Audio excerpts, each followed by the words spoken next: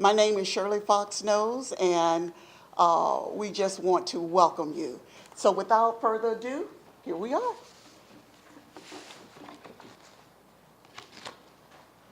Received this charter, Tampa was a small community full of diversity and potential.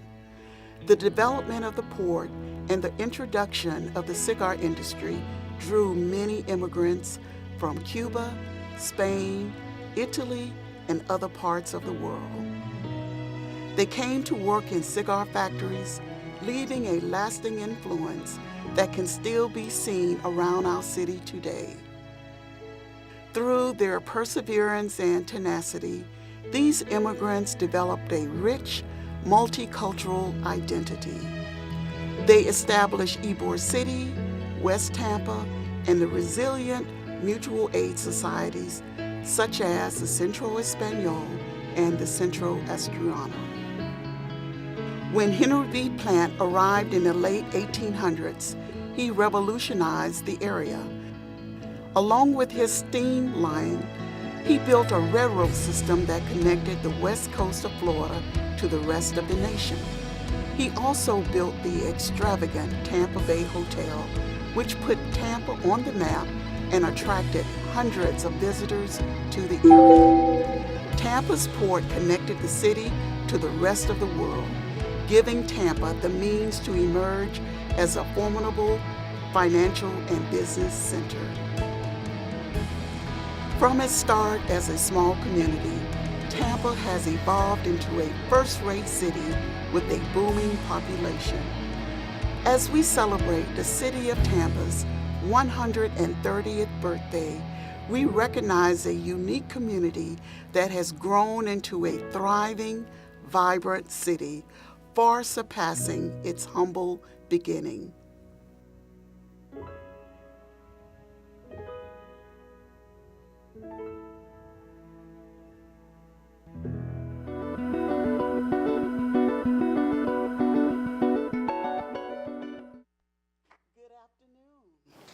Welcome to the City of Tampa's 130th birthday celebration. Tampa became a city on July 15, 1887, and today we are celebrating 130 years of history. We would also like to welcome you to our Archives Awareness Week. During this week, local archives come together to present their collections by offering a variety of special programs and exhibits. Our Archives Awareness Week partners have done a wonderful job putting together a full week of programming highlighting the collections. This brochure has a schedule for the week, and I hope you will enjoy the festivities.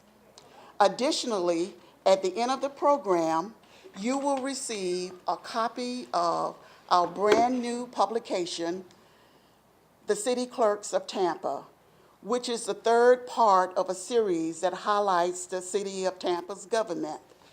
The other books, The Mayors of Tampa and the City Council of Tampa and Celebration of Old City Hall Centennial, were released in 2013 and 2015. At this time, we would like to recognize all current and former elected officials who are with us today. Mr. Cohen, if you would stand, please. And if we have some other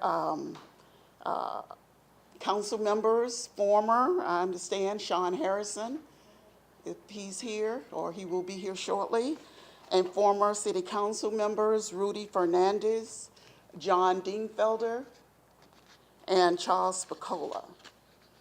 And we would be remiss if we did not recognize our former city clerk, Francis Henriquez.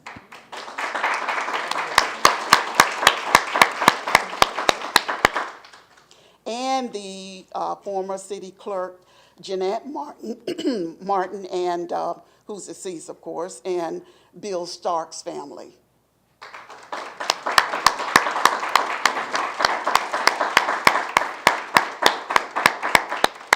That's Mr. Marvin Martin. Thank you for coming. We also have Andrew Bradenbaugh, if he's here. Thank you. He's the director of Tampa Hillsborough County Public Library. And Mario Nunez, if he's here, of the Tampa Native Show. As I call your name, please stand and be recognized. Donna Perino and others from the Mayor's Hispanic Advisory Council. And representatives from our Sister Cities International Group. Additionally, we would like to recognize the City of Tampa's Black History Committee. Please stand.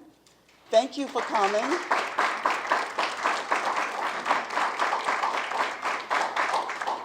And the City of Tampa's Women's History Group Committee.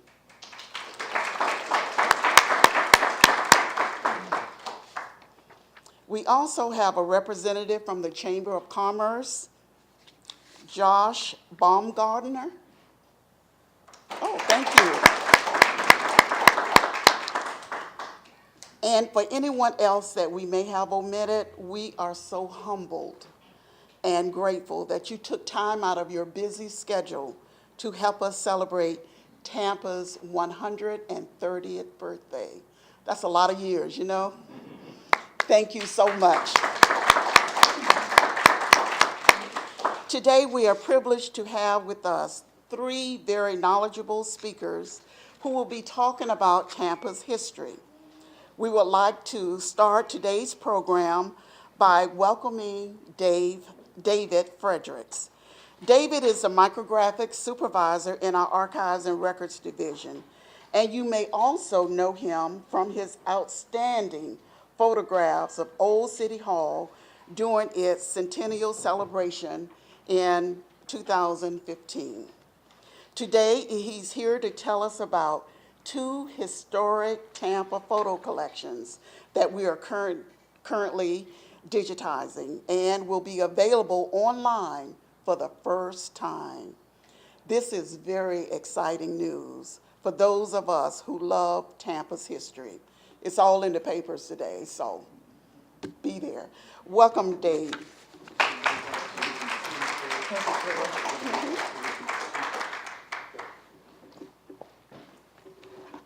Good afternoon. My name is David Fredericks, as Shirley said. I'm the micrographic supervisor in the Archives and Records Division under the City Clerk's office. Our Archives and Records Division is so excited today to announce our newly digitized photographic collections. The 2 new photographic collections that we are announcing today, the first one is the Greater Tampa Chamber of Commerce Collection and Tampa Photo Supply.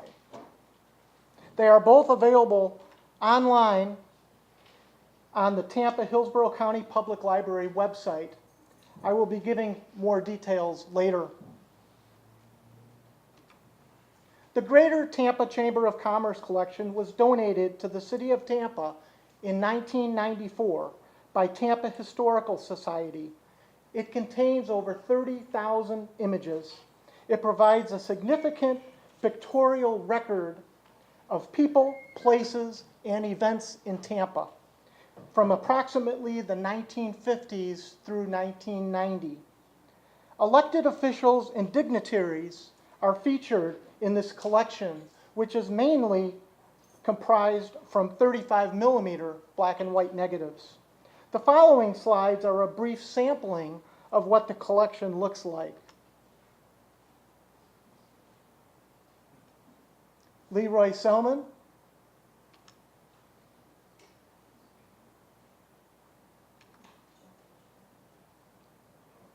Governor Martinez with former Greater Tampa Chamber of Commerce Chair William Starkey.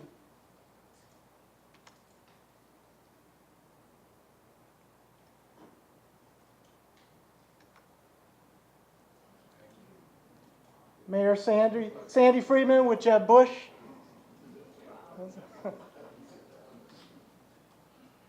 Haven Poe and Bob Buckhorn. Bob Buckhorn at the time of this photo was the special assistant to Mayor Friedman in 1987. And the Mystic Sheiks of Morocco Band, we've all heard of them from Busch Gardens. This was taken in 1989.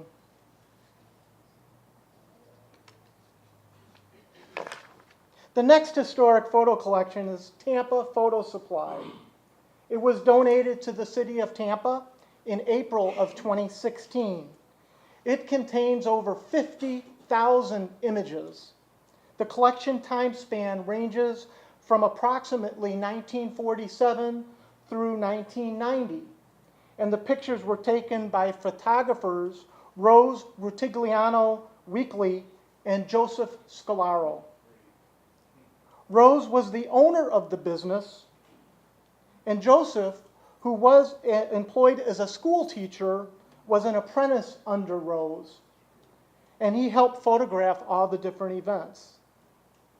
The geographic area of coverage primarily was West Tampa, Ybor City, and South Tampa. This collection really focused on people and events. Weddings, graduations, birthday parties, other events, and scenes from daily life in Tampa. Over the past year, records manager Jennifer Dietz, Allison Smith, and myself have gone through 20 boxes organizing, indexing, and editing the negatives. From the 10 boxes that have already been scanned, about 70% of the images are large format, 4x5 negatives. And I would like to talk about the tools of their trade. The camera. Come with me. Close your eyes. Let's go back in time. 67 years, to be exact. Open your eyes. It's 1950. This is the same camera that Rose and Joseph used to capture all these events in Tampa for all those years.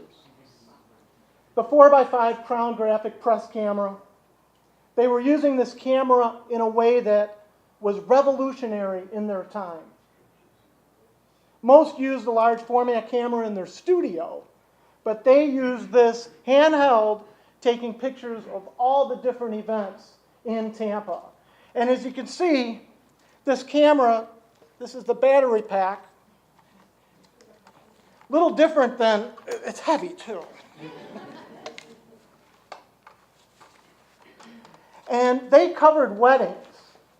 And if you know anything about 4x5 photography, each film holder holds 2 images. When you take a picture, you have to open the dark slide. Oop, I just fogged the film. I wasn't supposed to do that. This is the size negative that they captured their images. Amazing quality. But put yourself in their place. They're covering a wedding, and they're getting ready. They have to focus the camera, make sure the flash is on, get ready to get it all set up. They have to cock the shutter, and then they have to open the dark slide up, take it out, then take the picture. Then they have to make sure they put the dark slide in the right way. Silver means it's been exposed, black means it's fresh. If they mess that up, you get a double exposure. It was really amazing what they were able to do with these cameras. How did they do selfies? That's a good question. The cameras were huge. You always knew where the photographer was. They were heavy, ranging close to 15 pounds, and the high quality of captured, the high quality of the image just made this collection so special. They perfected the art of using this 4x5 camera.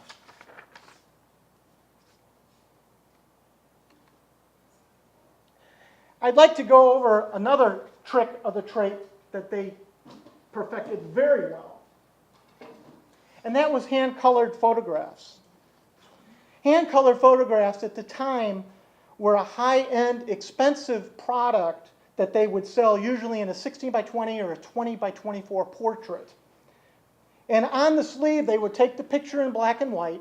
Then they would mark on the sleeve what color dress, what color eyes, what color hair, what color shirt, and what color background. Because at that time, that's the only thing they knew.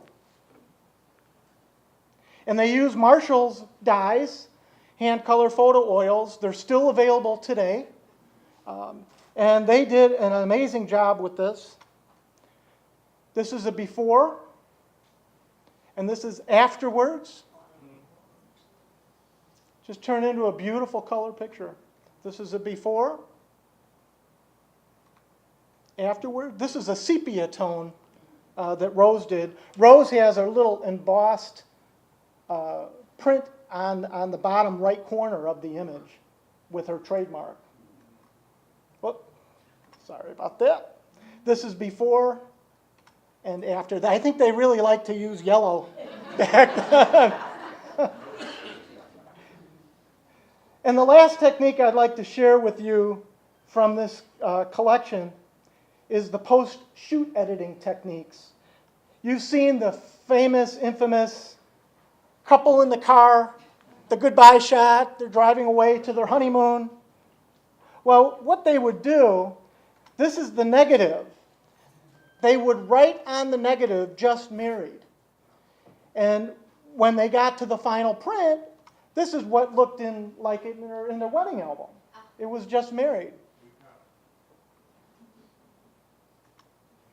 This is another example of what they would do.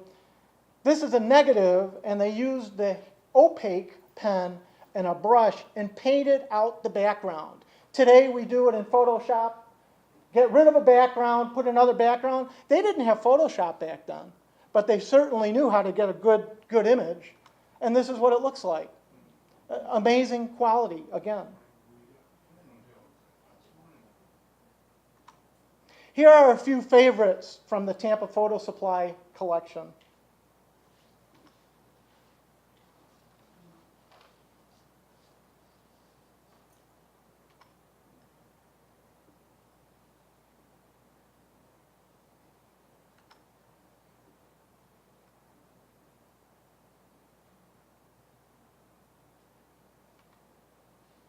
I love this picture.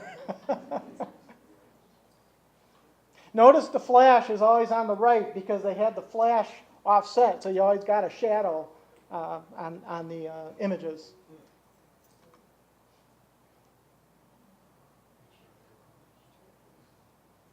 From Drew Field.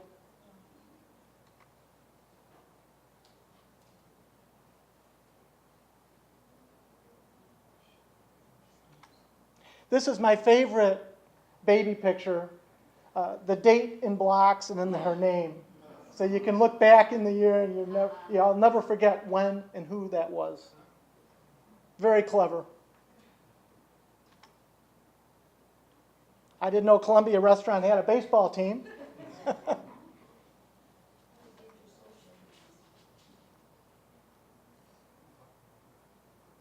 The old cars.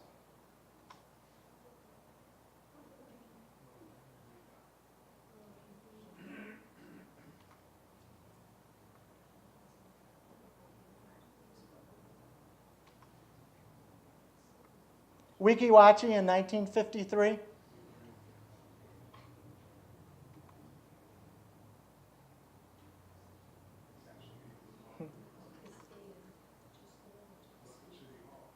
There's Old City Hall. They actually took that picture at the old courthouse site, looking at 1953.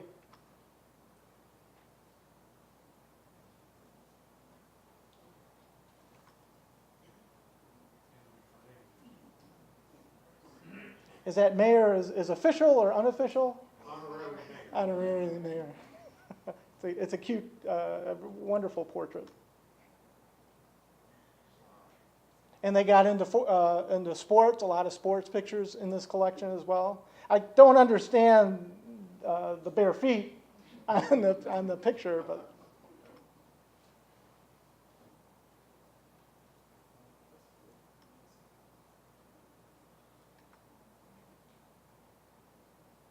The president of the University of Tampa, Dr. Elwood Nance, in 1955. The dictaphone. Molly Ferrara at a Rotary Club meeting in 1955. Mayor Nick Nucio in 1959.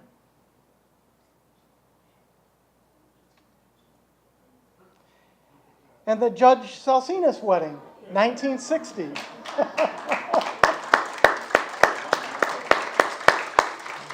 the hair I used to have.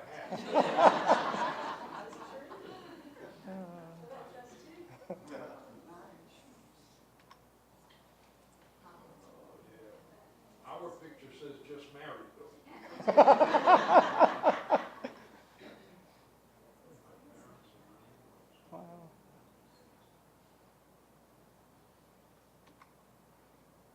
And we have some pictures from Fairyland in Lowry Park.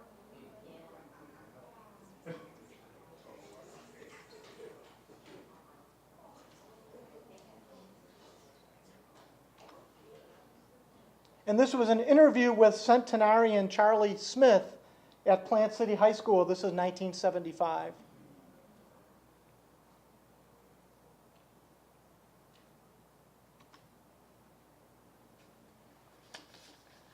In collaboration with the Tampa-Hillsborough County Public Library, both photographic collections are available online and can be accessed on the website shown on the screen. At present, there are about 1,000 images available online currently in each collection, and more are being added daily. You go to that site, digitalcollections.hcplc.org/digital. This is the homepage of the digital collection. The arrows are showing the two newly added collections. You click on that. This is a close-up. And this is the landing page of the Chamber of Commerce collection. And that's the landing page of the Tampa Photo Supply collection. And that is the website, again, where you can see these images. Thank you so much. I hope you enjoy exploring these two amazing collections.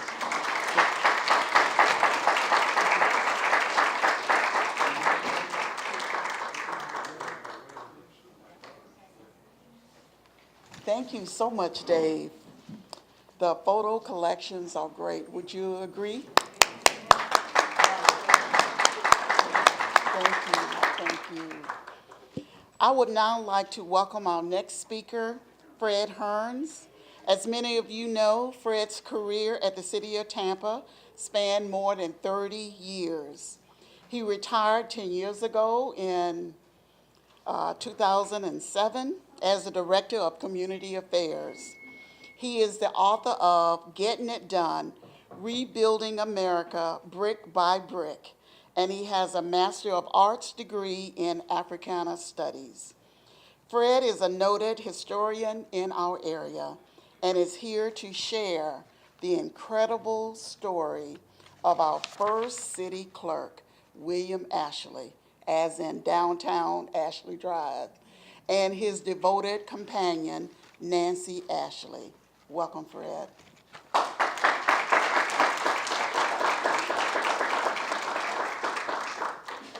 Thank you, Shirley, and good afternoon to everyone. And wow, Mayor Greco just walked in. This is a really special day.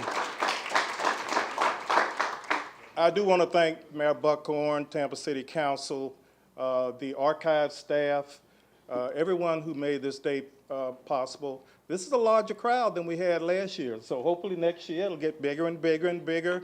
And National Archives Week is very important to those of us who love history and who have to do the research. The John Germany Public Library, including Bob Saunders, where the African American collection is, Tampa Bay History Center, and the City of Tampa Archive. There's no way we could do what we do without their support. So thank you all again.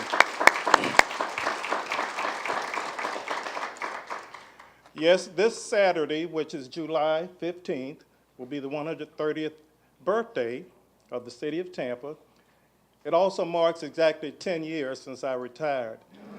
And Bobby Bowden and so many people that I work with, Shirley Fox Knowles, Betty Johnson, and all the city of Tampa folk who continue to do a great job. Just so happy to be here, as well as many others. So let me get right into this. I've been told I have about 20 minutes. I don't have nearly as many exciting photos as you just saw, but the good news is I don't have to follow Judge Salcines. You don't want to follow E.J. Salcines when you're speaking. So I'll get my little presentation out of the way, and then we'll have his. Ashley Drive. We've all been down Ashley Drive, those folk who come to the city for the first time. If they're going to the Strass Center or the museum or anywhere along that thoroughfare, which is the center of the Arts District for downtown Tampa, you can't get to it without passing Ashley Drive. Named for William Ashley, our first city clerk. And today I'm going to talk about the love story behind the name, Ashley. It was 1804 when both William Ashley and the woman who would become Nancy Ashley were both born. They were born the same year in Virginia on a plantation owned by Ashley's parents. So they were wealthy planters. So as a white gentleman of means, he probably could have had his pick of any woman he wanted in that area. He chose to spend the rest of his life with this African woman who was enslaved to his family, whose name was Nancy Ashley. They decided that they would leave the plantation when they were both 33 years old and come, of all places, to Tampa, Florida. It's odd, but we've looked everywhere we could, including the University of South Florida, the John Germany Library Special Collections, History Center, City of Tampa Archives. We cannot find a photograph of either William Ashley or Nancy Ashley. And I have to believe that was done intentionally, that they probably chose not to have their photographs taken. We can only use our imagination, but we can't even find a sketch. So you do have to use your imagination. But I can imagine that Nancy must have been a pretty special woman. We do know that she was a mulatto, born to a black mother, a white father. We don't know who the father was, but of course this was not unusual for these times, when there were many white gentlemen of means who had actually two families, one white and one mixed with a black mother of their children. So they came to Tampa. We can only speculate why they came here. Number one, it really was probably, for many reasons, in her best interest and Nancy's best interest to leave Virginia if she was going to live openly, as they did, as what we might refer to as common law man and wife, even though we know that there was no way legally or any other way that they could get married. That just was not going to happen. But again, William chose to move to Tampa with her. We do know that the year was 1837 when they arrived here in Tampa. Now, there was a lot going on here in Tampa in the 1830s. So I do have to give you some context so you can understand what Tampa was like when they got here. Just prior to that, we do know that there was a lot going on in this area, in the state of Florida as well as throughout the South. There also probably was some embarrassment to William's family for him choosing this black woman as his mate, as his lifelong mate. And again, because she was his property, that also meant that there was protection for her, because no one dared tamper with another man's property. And because the enslaved blacks were property, she was his property, and she was off limits to anyone else.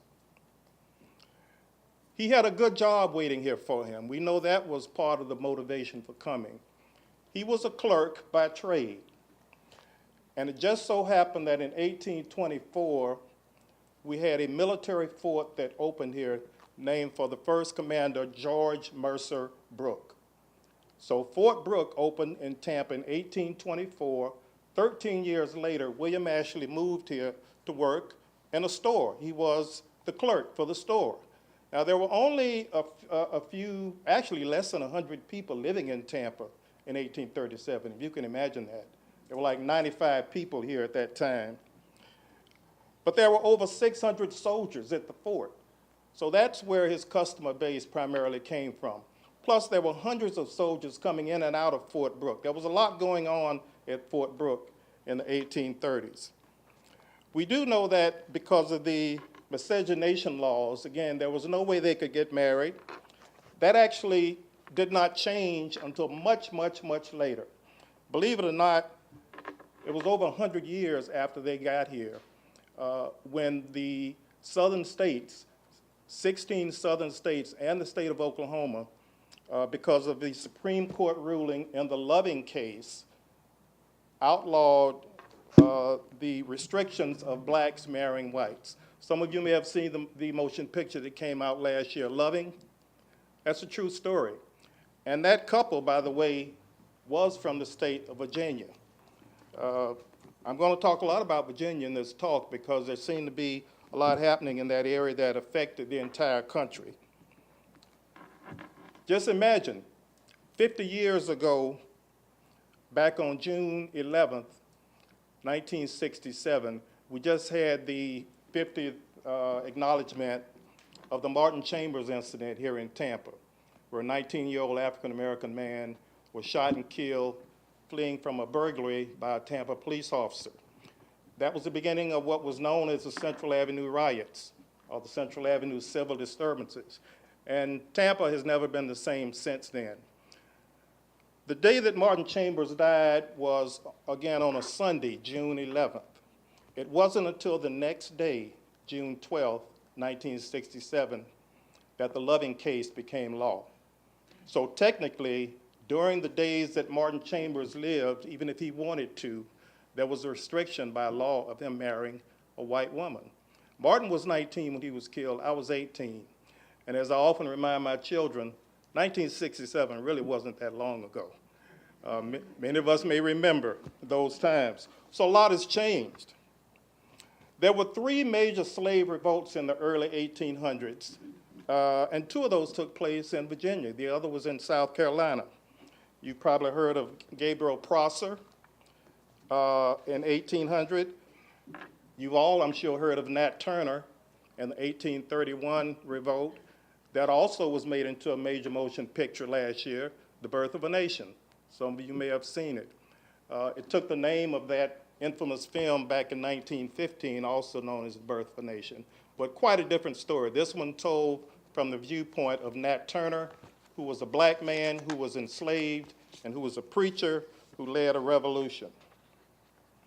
We can also look at what happened in Virginia in 1859 with the John Brown affair, and how John Brown and 7 of his sons and many of their followers, both black and white, went throughout the Virginia countryside killing white families in their homes as their way of combating slavery and supporting the abolitionist movement.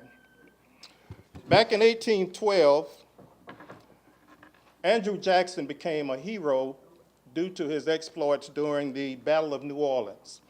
And because of the War of 1812, he became a national hero.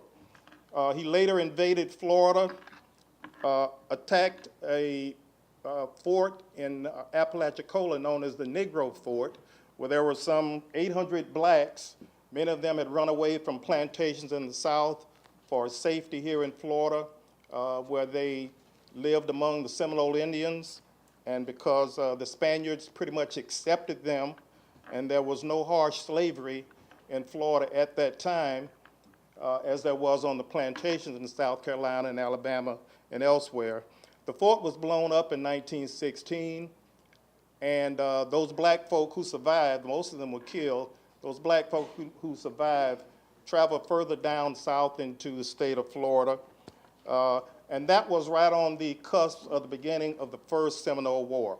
Some people have said you could also call it a black war or Negro war, because many of the people who were fighting the white soldiers who were coming into Florida were blacks, again, who had run away from those plantations, and also the Seminole Indians. So we had that first Seminole War in 1818. 3 years later, Andrew Jackson became our territorial governor, first governor of Florida. We were just a territory then. We didn't become a state until 1845. I'm going to give you some years and some dates, and I don't expect you to remember all these, but these are important, I think, because they tell you what the country was like when William Ashley and Nancy Ashley came here in 1837. 1823, we had the Treaty of Moultrie Creek, which said that Seminoles had to move 15 miles away from the coastline throughout the state of Florida and live in the interior. And they had to live south of Gainesville. And later on, that became south of Tampa. So they were pushed further and further inland, further and further south. That's one reason Miami developed much later than Tampa did as a city, because of the Native Americans who moved down into that area as they were pushed south. That was 1823. The next year, the fort opened here, 1824, to enforce that treaty, because it doesn't make any sense to have a law if you don't have any way to enforce it. So the fort was built here in 1824. The soldiers were here to make sure that the Native Americans stayed away from the shoreline and that they stayed within the interior of Florida. And that created eventually the job that William Ashley came here to hold as the clerk for the fort. 1828, Andrew Jackson is elected president. His vice president was Martin Van Buren, the man who actually ran his campaign, and later he became president after Jackson's term ended. The significant thing about this is that in 1830, the Indian Removal Act was passed. That meant that there was now a law saying that officially the United States government had the right and the will and the resources to move Native Americans west of the Mississippi River. And that started in 1830. It took a whole decade to accomplish most of that. Tampa was right in the middle of that because of the port. We're a port city. We've always been a port city.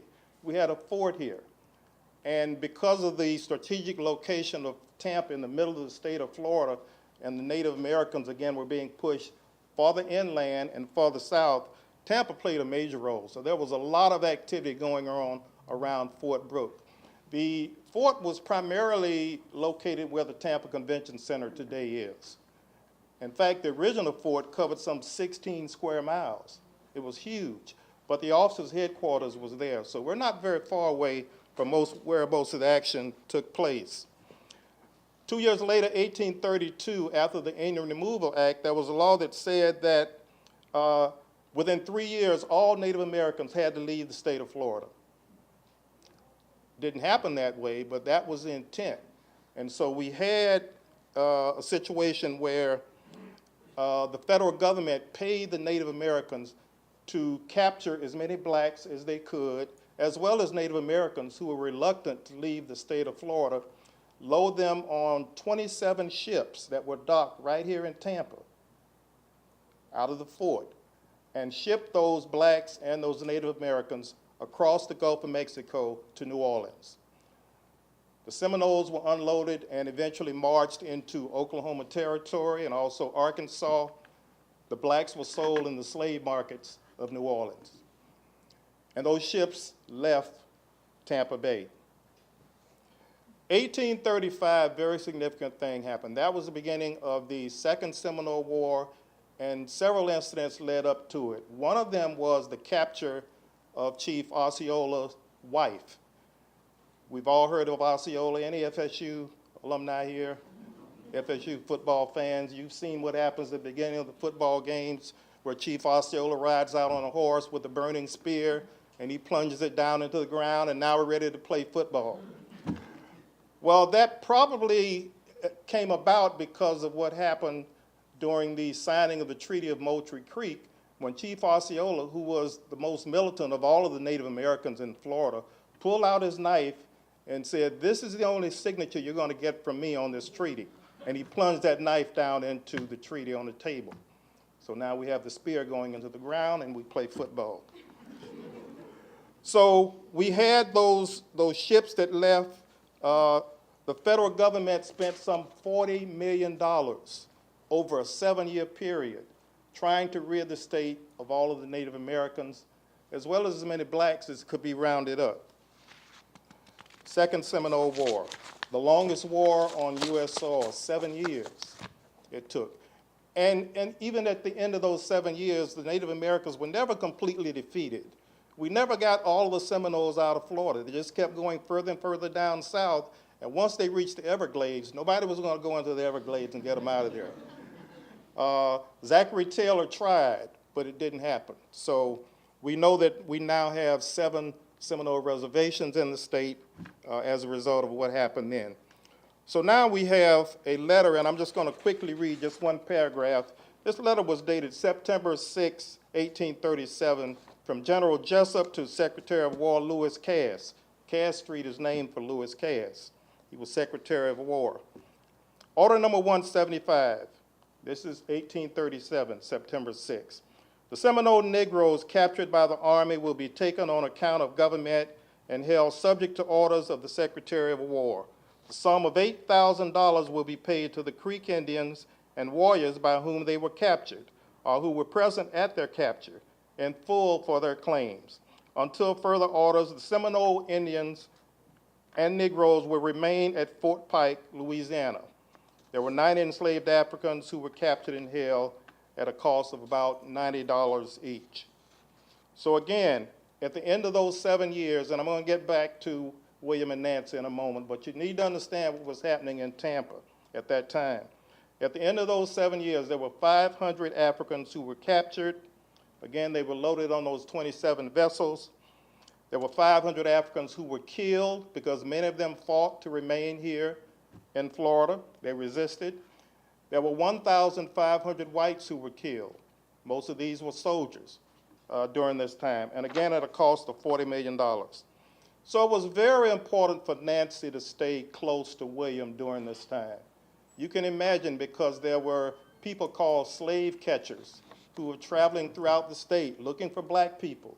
And it didn't matter to them whether they were free or not. If they were black, they were fair game to be captured, returned to plantation or sent to plantations in South Carolina and so forth, and sold either into slavery for the first time or back into slavery.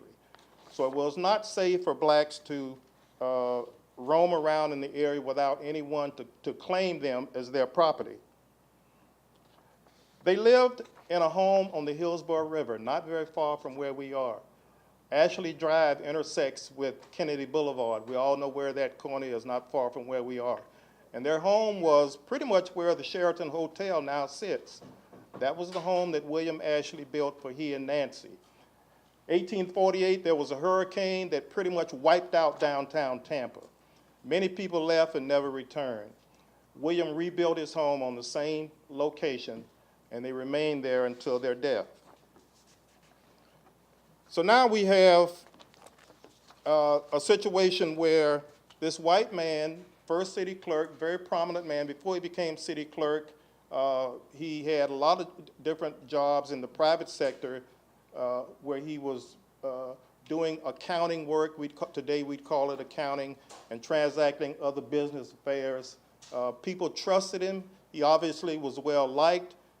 His best friend became a man named John Jackson, who was a surveyor. The street that City Hall sits on, the new City Hall, is Jackson Street, named by and for John Jackson. In fact, John Jackson named most of the streets in downtown Tampa. The only 2 streets that were named for local people are Jackson Street, which John Jackson named for himself, and Ashley Street, which is now Ashley Drive. So that tells you something about how close they must have been. Let me see if I can move ahead on our slides. This is one shot of Fort Brooke that we talked about, and you see those are probably some of the officers there. Again, the original fort covered some 16 square miles. It was later reduced to 4 square miles, and then eventually it went away and became part of the city of Tampa. Now, this is something very special. If you look in the left corner, kind of hard to see, but down at the bottom, this is as close as we have to an image of Mr. Ashley, his signature, William Ashley, City Clerk. And you can see to the far right a little better the signature John Jackson, who was mayor at that time. John Jackson was mayor of the city of Tampa for all of 19 days. Not a very long time. This was at the time when we were pretty much under military rule, so the mayor didn't have very much power at that time, but he was our mayor, and he is included in the booklet, Mayor of the City of Tampa. So now, 1842, we're at the end of the war. Ashley still had to make a living, so even though we didn't have as many people coming in and out of the fort, again, he was a successful businessman. He was appointed to a panel that helped to select the site of the courthouse. He also was part of a concern that licensed people to operate a ferry going back and forth between downtown Tampa and West Tampa. And also he was involved in the reduction of the military fort, again, from those 16 square miles down to 4 square miles, and so forth and so on. We don't know a lot about what Nancy's life was like. She did not work outside of the home. We're pretty sure of that. She was pretty much what we would call today a housewife. She probably had a garden where she would have grown sugar cane, sweet potatoes, southern peas, corn. Everybody grew corn, and certainly fruit trees. She probably did some fishing because they were right on the Hillsborough River, so she didn't have to leave home to do that. She probably milked a cow or two. She probably did a lot of sewing and knitting and doing those type things because she had a lot of skills, including washing clothes. At one time, she was listed in what's called the slave narrative in the census, the slave schedule. She was listed as a cook. So she must have been a very good cook. In 1849, we had an open market here where you could go and buy fresh fruits and vegetables and so forth. She probably spent time there. And of course, keeping the house clean and keeping the mosquitoes away because they carried that dreaded yellow fever. And those yellow fever epidemics started in the 1830s, went all the way through the 1880s, killed hundreds of people. There are many people buried at Oak Lawn Cemetery who were victims of yellow fever. Fortunately, neither William Ashley nor Nancy Ashley succumbed to yellow fever. We don't know much about her social life, but of course they would not have been invited to dancers or balls or any type celebrations where you would take your wife or you would escort a female where there were only whites. And there were a group of black people in Tampa. There were some relatively prominent blacks who probably were her friends. Cyrus Charles, who was the first black elected to city council, probably was an acquaintance of the Ashleys. Frederick Newberry, another African-American man who was actually the first black appointed to an official position in the city. He was in charge of registering voters. So he helped to, and this was, of course, during Reconstruction after the war when blacks were given those rights. They were probably friendly with the Ashleys.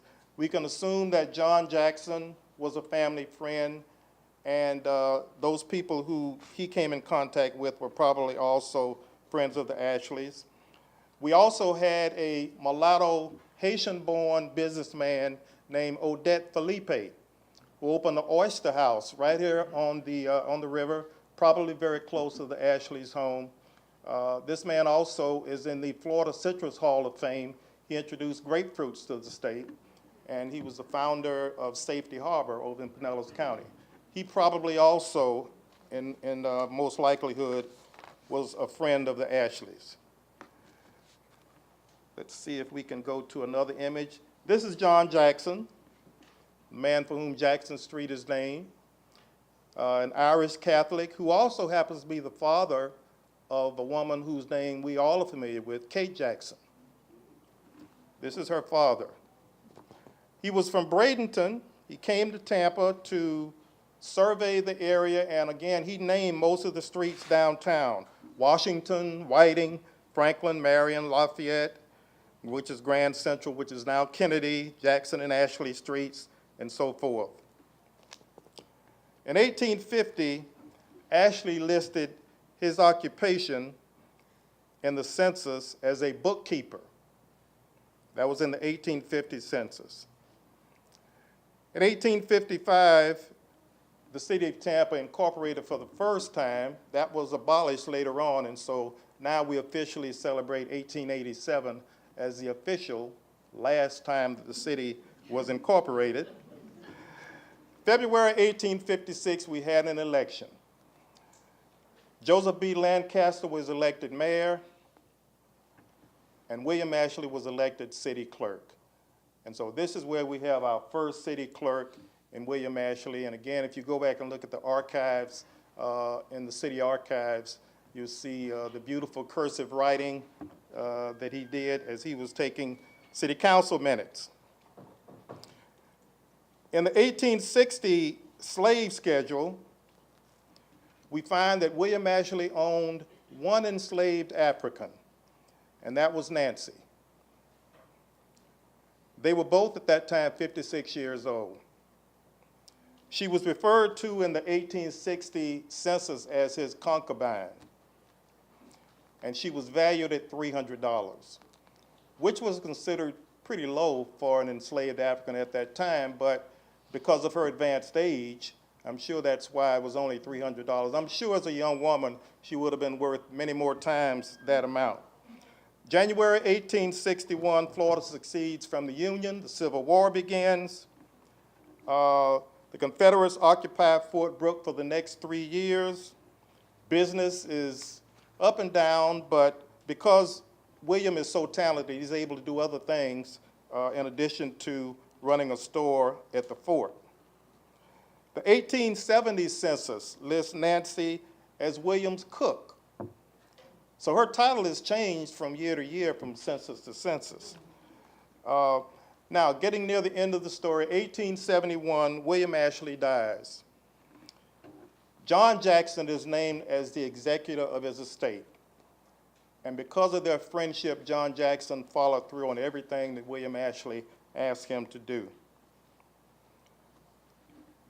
William left all of his possessions to Nancy, including their home. And he also said that when they both died, they should be buried together in Oak Lawn Cemetery. Oak Lawn Cemetery opened in 1850. And by the way, the first person buried there was a black person enslaved to the Leslie family. The next year, 1872, Nancy died, 1 year after William. And she left her estate to her nephew. They didn't have any children, but she did have a nephew who was living in Tampa at the time, Solomon Stanton, S-T-A-N-T-O-N, inherited the Ashley estate. He had moved to Tampa from Brooksville shortly before Nancy died. And Stanton also became a trustee at Beulah Baptist Church, which we now know as Beulah Baptist Institutional Church, and helped to contribute toward the building of a church building shortly after he arrived here. He and his wife Caroline had 2 children, Charlotte and William. I'm not sure if William was named as a tribute to William Ashley or not, but they did have a son named William also. Now in 1872, after Nancy died in August of that year, Jackson had the grave exhumed and opened, and they placed Nancy in a larger casket along with and next to William. And they were buried in the same lot as they are today at Oak Lawn Cemetery. He was not able to buy a plot next to William's because they would not sell a Negro a burial plot in an area reserved for white burials. So the Protestant section of Oak Lawn Cemetery is all white except for Nancy Ashley. That cemetery, of course, is owned by the city of Tampa. It was in the news recently. Yeah. You read about that. It's open 365 days a year. I spent a lot of time in the cemetery. We do tours there, and it's fascinating because when you think about it, that's where all our history is for the men and women who founded this city. And so they're buried there, and as I close, I just want to read the cemetery art. You can't read it from there, but let me read it for you. This is their headstone. It shows an open casket with two bodies lying next to each other with a weeping willow planted beside them. The inscription reads, "Here lies William Ashley and Nancy Ashley, master and servant, faithful to each other in that relation in life. In death, they are not separated. Stranger, consider and be wiser. In the grave, all human distinction of race and caste mingled together in one common dust." Thank you very much.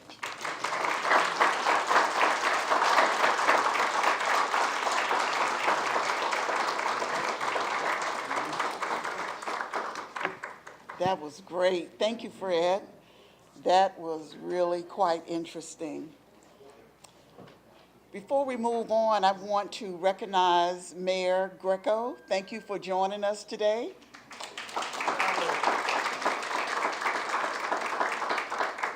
Also, Rudy Fernandez, former council member, is joining us. And Charlie Miranda is here also. He just stepped out a moment.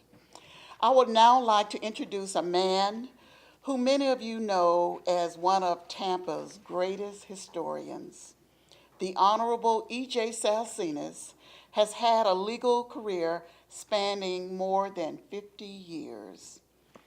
And he has worked as an attorney, federal and state prosecutor, assistant U.S. attorney, and judge. In 1998, he was appointed to Florida's Second District Court of Appeals, where he served for a decade. Judge Salcines has 2 academic degrees, including his law degree, as well as 2 honorary doctorate degrees. He has received numerous awards and honors, including 5 awards of merit from the Florida and American Bar Associations. In 1979, he was knighted by King Juan Carlos of Spain, who inducted him into the Royal Order of Queen Isabella. Judge Salcines currently serves on the City of Tampa's Citizen Review Board, and he has a popular TV series entitled Tampa, Untold Stories, with our CTTV station. You must check it out. We are honored to have him with us here today as he shares treasures in Tampa's history. Please join me in welcoming Judge Salcines. Thank you very much.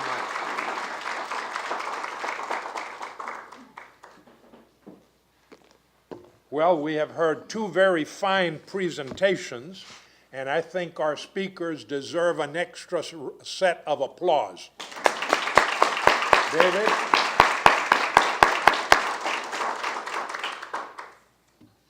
I'm going to talk about Tampa history, not as far as Fred took us, but I'm going to concentrate on what was happening in Tampa 100 years ago. 100 years ago, they were getting ready to celebrate the 30th birthday of the city of Tampa. But a transformative event occurred, and everything about celebrating Tampa's 30th birthday came to a halt because President Wilson, the President of the United States, had gone before Congress and asked Congress, let's see, we should have President Wilson there. There we go. Okay. President Wilson had gone before the Congress and asked Congress to declare war on Imperial Germany. Therefore, the mayor of Tampa, the governor of Florida, the mayors of West Tampa, because right at that point, one was passing the gavel to the other. James McFarland was passing the gavel to Blas O'Halloran Jr., and you can see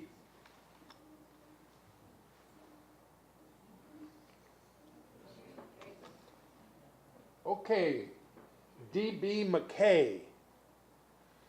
His history as mayor is not as great as Dickie Greco's history, but they both have left us a tremendous legacy.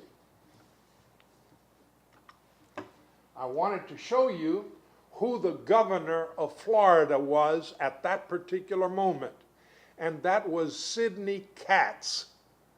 Sidney Katz. Then you've seen D.B. McKay,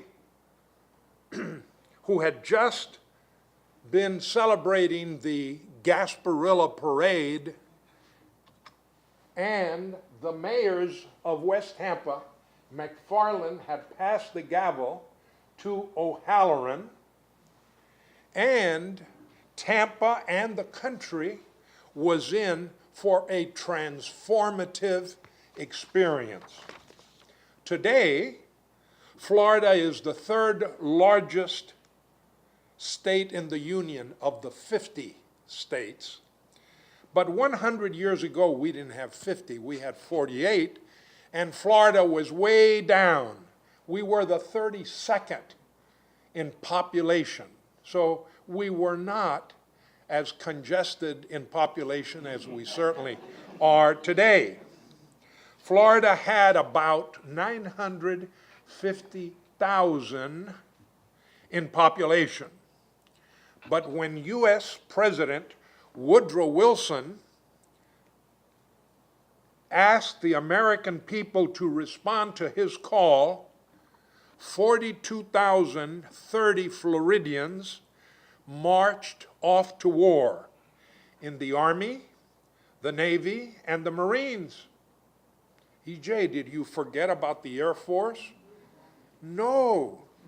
Aviation was just getting started. In fact, motor vehicles were just getting started. So the Floridians, as well as the rest of the Americans, joined the Army, Navy, and the Marines. President Wilson said, "We need about 1 million soldiers."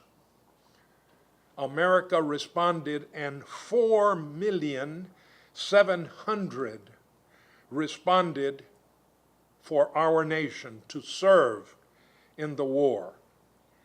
So things in Tampa had to quickly change from the festivities of what we now call the State Fair and the Gasparilla, and start focusing on winning the war. Tampa was a vibrant city. Tampa was a multicultural, multi-ethnic, very successful commercial and industrial center. It had gone from a fishing village, as you were talking in your speech. We had 750 residents in 1883. And all of a sudden, with the cigar industry coming here, we went up to 50,000 Tampanians, of which 20,000 were cigar makers. The cigar industry was our main economic engine, with some 200 active cigar factories producing a record 1 million cigars a day. That's 365 million cigars a year. And the boxes all said, "Made in Tampa." and they were all over the U.S. and all over the world. So, in 1917, Tampa was the economic center of Central Florida and certainly the West Coast. It had become the transportation hub. That's a word that we use now that was not known 100 years ago, but it is the center of activity. So Tampa was the transportation hub through its railroads, through its seaports, and its international shipping industry. Besides being the cigar-making capital of the United States and eventually the world, Tampa was also the center for the phosphate and fertilizer industry. Very important to our economy. And then we had shipbuilding. Little has been written on that, but Tampa became a very important shipbuilding center. In 1916, the year before, one of the companies here in Tampa had gotten a contract to build a 2,500-ton icebreaker. The hull was built on our Ybor Channel, and it was christened the Poughkeepsie. It was launched in May of 1917, 100 years ago this year. It was the largest American ironclad ship ever built south of Norfolk, Virginia. That shipbuilder then got to build two 3,500-ton merchant ships, and they were christened the Everglades and the Lithopolis, and these were sold to the British government. 10 more ships, larger ships, were built during the war effort, employing 3,400 men at the peak of production. And then 8 more wooden cargo ships were also built during that period by Tampa companies with yards in Ybor Channel. There are some of the international chain of events that perhaps you can better understand what led us into the declaration of war. Think back. It's 1917, February 1, and Germany sends out an international message that all neutral shipping, that they were now at risk, and a very loud announcement, and American ships are fair game to German submarines. In Tampa, the very next day, February the 2nd, was the opening day of our South Florida Fair and the start of the Gasparilla Carnival, as we used to call it then. It turned out to be the greatest effort ever, lasting 9 days from February the 2nd to February the 10th. And participating in these events was the USS Tampa, which at that time was called the U.S. Coast Guard cutter Tampa. It so happened that on that particular day, that same day, the United States broke diplomatic relations with Germany. And by the next day, the American freighter Housatonic was sunk. On April 1, the Aztec was sunk, and 28 Americans were lost. The next day, President Woodrow Wilson went before Congress and asked for a declaration of war against Imperial Germany. He claimed it was a war to end all wars. we now know that that was not so. But the United States entered the war on April 6, when the Congress declared we're participating and we're getting involved in the First World War. Mayor D.B. McKay spoke with his city councilman and said, look, we're in war. Let's just cancel all of our Gasparilla festivities for 1918 and 19.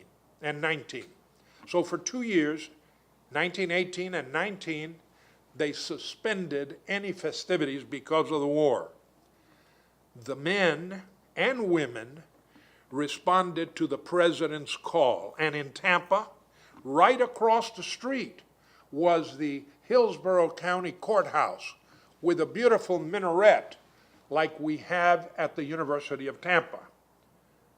Citizens quickly responded, and between Tampa and Hillsborough County, hundreds of our citizens came forward in front of the county courthouse, ready to depart to training camps.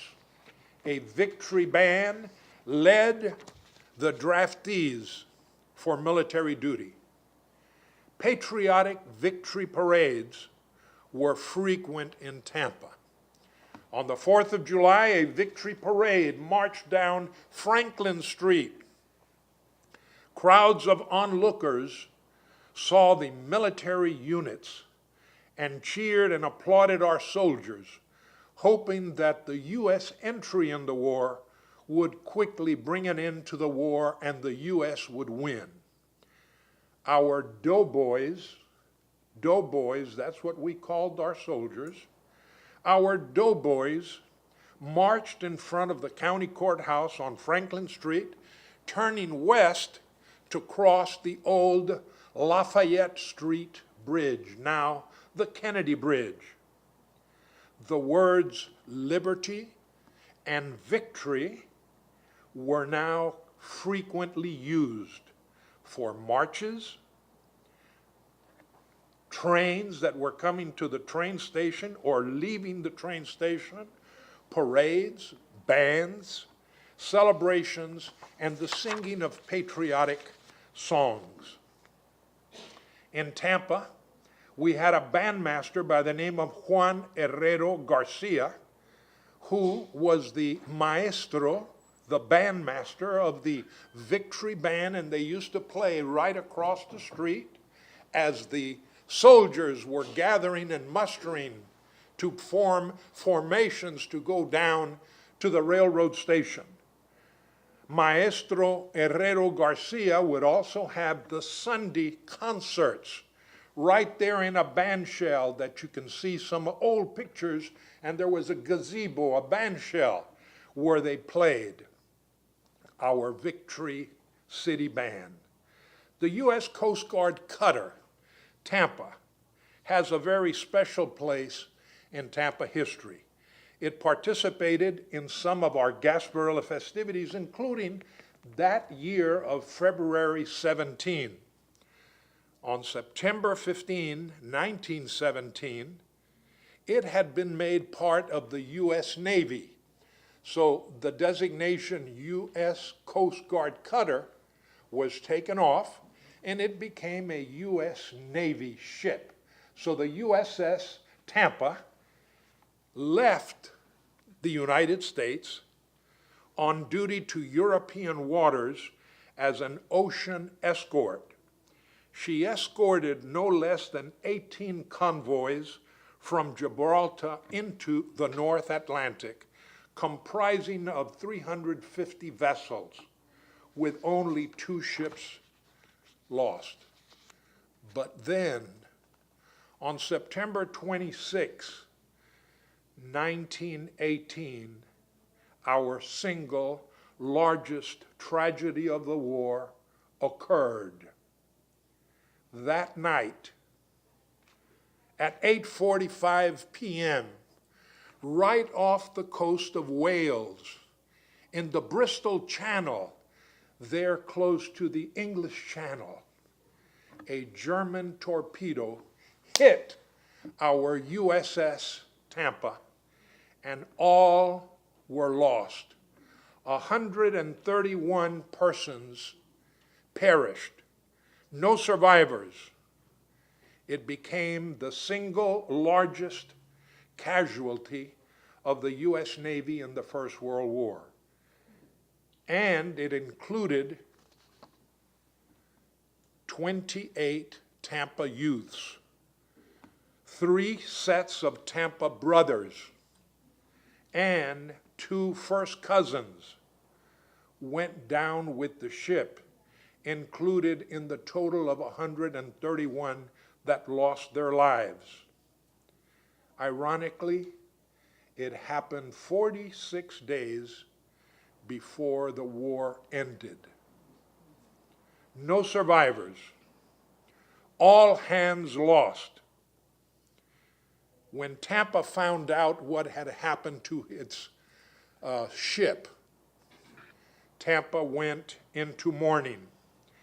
News didn't arrive right away.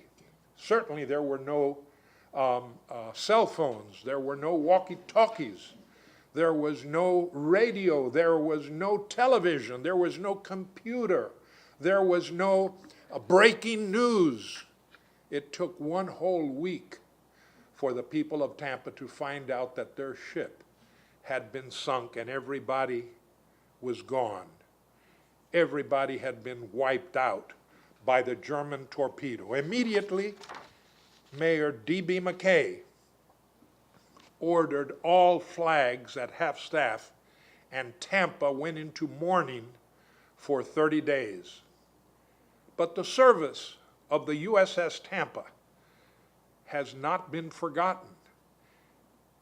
They were our patriots, and they are remembered today as well, and we honor their loyalty and sacrifice.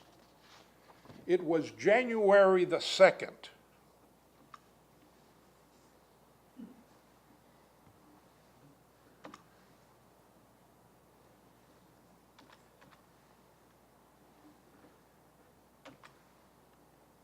here you see our doughboys marching right in front of where we are today.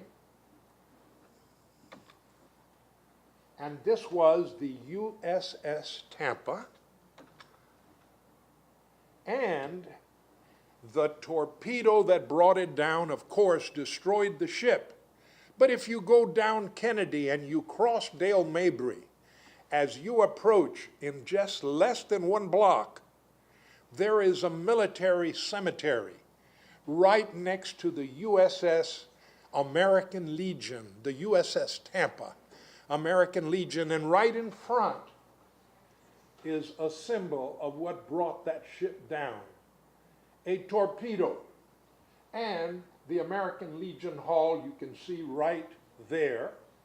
And I'll talk more about a stained glass that's in that building that all of you at some point should make a pilgrimage and go to that building and look at that beautiful stained glass.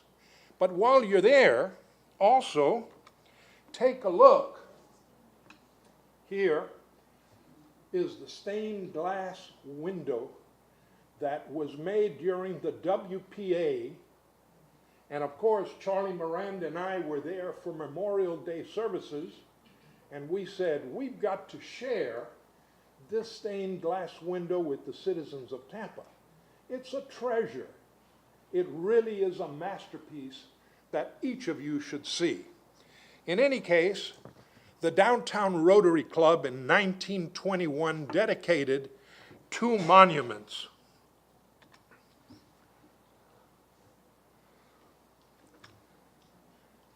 There is one of the 2 monuments that were put up in January of 1921, paid for by the Rotary Club of Downtown Tampa and a collection from citizens of Tampa and Hillsborough County. There are 2 monuments just like that. One of them now is there in front of the cemetery. that is a historic American Legion Hall because there's no other American cemetery adjacent to an American Legion Hall like what we have in Tampa. That monument is one of two. It has the list of all the people from Tampa and Hillsborough County that lost their lives serving our country during World War I. So that's another pilgrimage that I would urge you to do.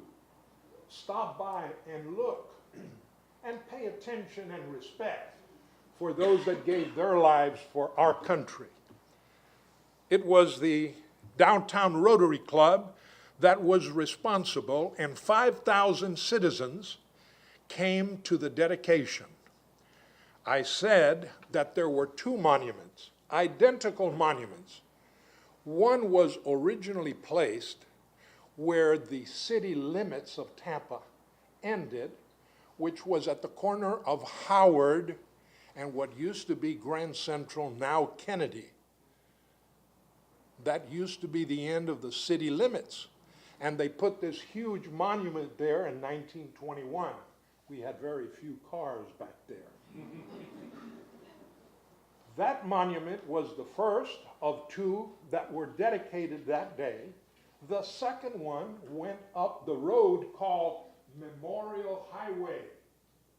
No other city in the United States had dedicated a road, a highway, in memory of all that had served in the First World War. Tampa had that first, but they put up a second monument right where Pinellas and Hillsborough County came together in the area of Odessa. Now, those two monuments have been moved. One monument is right there in that cemetery, and the other one is right across the street from the J.C. Penney store at the end of Kennedy, right close to Hoover, where Memorial Highway and the Veterans Expressway meet Kennedy. That monument is the same monument with the names of all that served from Tampa and Hillsborough County. I urge you to take the time to read the names in honor of those that gave their lives to help our country. And there you will read the inscription that the Rotary Club put in both of these monuments. This Memorial Highway is reverently dedicated as a road of remembrance to those who gave their lives for liberty in the First World War by the people of Tampa and Hillsborough County through the Tampa Rotary Club. So we have two monuments plus one road called Memorial and one called Veterans. In the Tampa USS ship, I told you it included 3 sets of brothers and 2 first cousins, but there were also African Americans, Latins, and even 8 foreigners serving the U.S. Navy from Russia, Greece, Norway, Sweden, and Denmark. The Mansfield boys, the Bevend boys, the Sumner brothers, Leonard and William Bozeman cousins, and 2 Tampa African Americans, Easton Drew Legree, and Herman Carmichael. And we even had an American Legion African American Hall dedicated in the honor of the Carmichael and Legree American Legion Hall. There was a young Italian Sicilian boy, 16 years old, on the USS Tampa. He had lied about his age. He had not told his parents he was signing up, but he was proud to be an American and wanted to serve. His name was Vincenzo Guerriero. He called himself by an alias, Jimmy Ross. He probably got the Ross from the Ross streetcar line that ran close to where his parents were very, very famous tailors. They used to make men's suits over in the area of Fortune Street and North Boulevard. Vincenzo was one of those that never returned to Tampa. Besides Vincenzo, he had some other Latins. He had Richard Cordova and Mauricio Fonseca, who went down with him in the USS Tampa. I urge you to take the time to see that beautiful stained glass that I showed you a moment ago.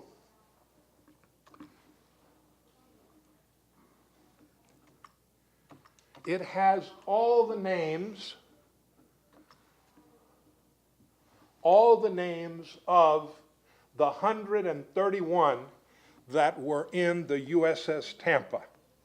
It is really worth your seeing. Besides those that died in the Tampa, we also had others that died in other battles. One of them, Marcelo Gonzalez, was honored when the Ybor City American Legion Hall named their hall on 11th Avenue, close to Reverend Pasiglia's Presbyterian Church, in honor of Marcelo Gonzalez.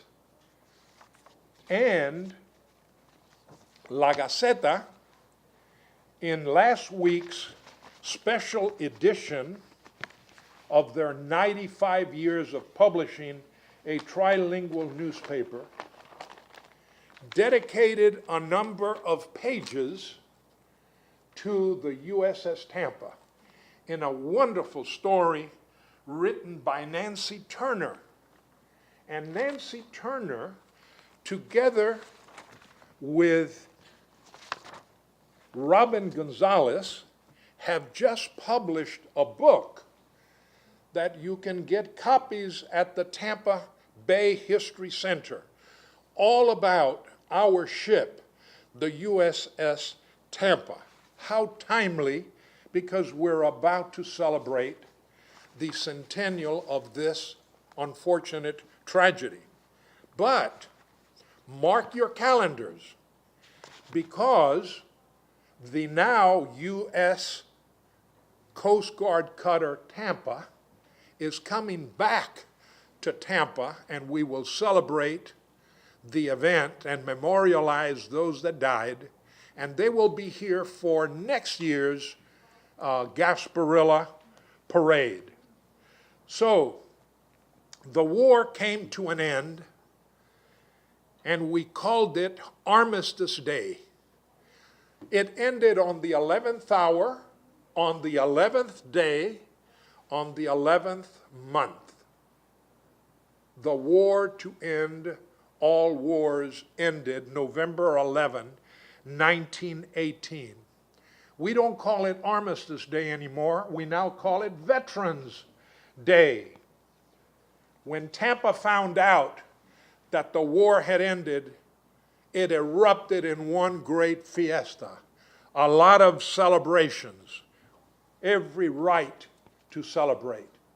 And unfortunately, a very popular German-American club, which was located on the corner of 11th Avenue and Nebraska, did not survive because it was an era of a lot of anti-German feeling. So the German-American club had to curtail a lot of their club activities, and by 1919, the German-American club closed. You have heard all of these memories of 100 years ago, but America never forgets those that have served it. Remember, we have Memorial Day, which used to be called Decoration Day, but we also have Veterans Day, which used to be called Armistice Day, and Armed Forces Day, and Flag Day. All of these just let us look back and say thank you to all of those that have served our nation and to keep us free. Remember, the U.S. Coast Guard cutter will be here in February for the Gasparilla Parade. Take the time to go pay your respects in memory of those that gave their lives in the USS Tampa, and stay tuned to all of the activities that are going on at the USS Tampa American Legion Hall and at our great Tampa Bay History Center. So, as a result of the First World War, Wilson accomplished what he wanted, and that was that the USA became, out of that war, a global superpower. And that's the way it was 100 years ago. So happy birthday, Tampa. Thank you.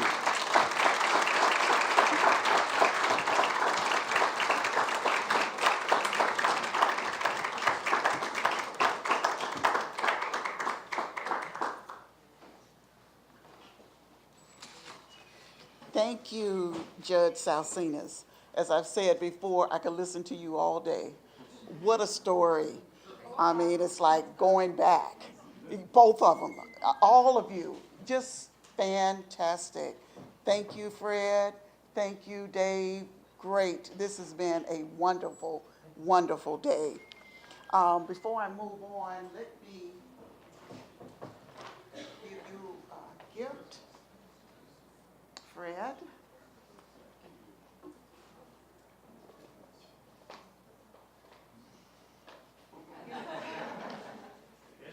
That's a Bolita ticket. Judge Salcines. Thank you. Really appreciate it. Starting with William Ashley in 1856, 22 different city clerks have served the city of Tampa. We are very pleased to be able to tell their story in this new publication, The City Clerks of Tampa. You will receive a copy of the book as you exit the program today. As Tampa City Clerk, I've had so many memorable experiences, and I can tell you about some of them in the book. It's called Front Row Seat to History, and I tell you, I've had a great seat. So thank you for that. This has truly been a labor of love. I work with a wonderful, wonderful staff. They are talented, dedicated, and absolutely love the city of Tampa. I would like to recognize those that came before me. Again, Frances Henriquez. Frances, would you stand again? It all began with you.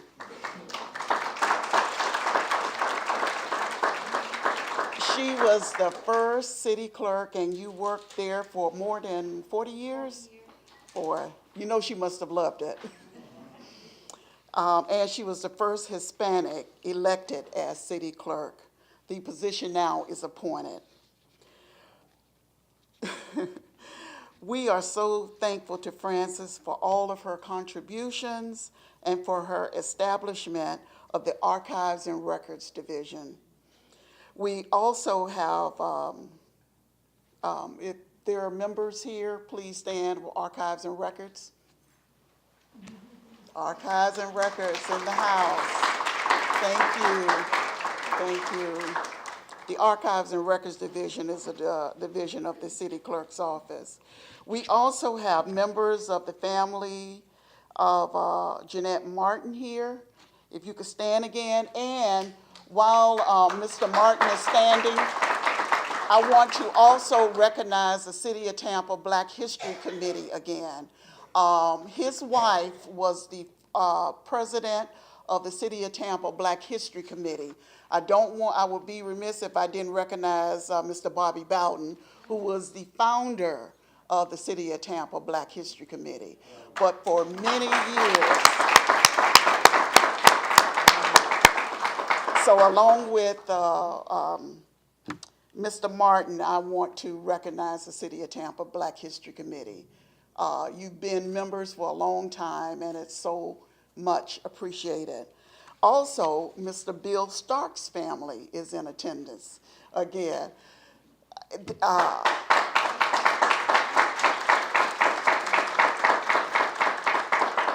Mr. Stark made many contributions toward modernizing the city clerk's office, and that was a big deal.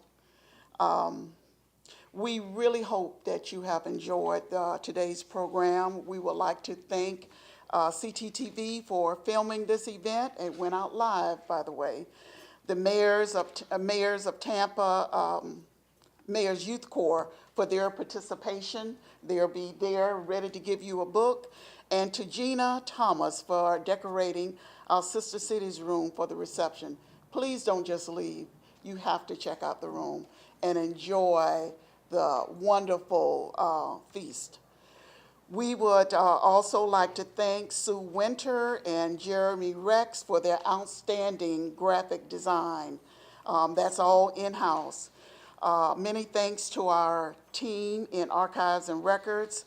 A special thank you to Jennifer Dietz. Jennifer, please stand. And her staff of Allison Smith and Dave Fredericks. Y'all make sure you get his autograph. Okay. Judy Poole, Dave, David, Pam, and many others in that group. They do a wonderful job. And it's very important to them that they do a great job for the city of Tampa. And as I mentioned, they really love the city of Tampa and want to represent it. Thank you also for the city, also to our office and the city clerk for their assistance. Sandy Marshall, Debbie Mercer, Jim Crew, Corencia, Wendy, Miriam Suling, and Brittany. They are wonderful. We have a wonderful, wonderful staff. Did I say we have a wonderful staff? We have a wonderful staff, and I am so grateful to them, and it's my pleasure and my honor to work with them. We hope you will join us again downstairs in the Sister Cities room for a reception, as well as the mascot room. Please check it out. We have a wonderful exhibit there. Also, we have a wonderful exhibit at the Saunders Library. Check that out. And at the History Museum, we have a wonderful timeline. We just went all out, because it's important. We love this city, and we want you to love it too, which I'm sure you do. There are many other history programs. As I mentioned, Archives Awareness Week. We had a program yesterday, and we hope that you will find the time. Look, there's some great stuff in here. Please find the time to check them out. Thank you for coming, and please enjoy the rest of your day.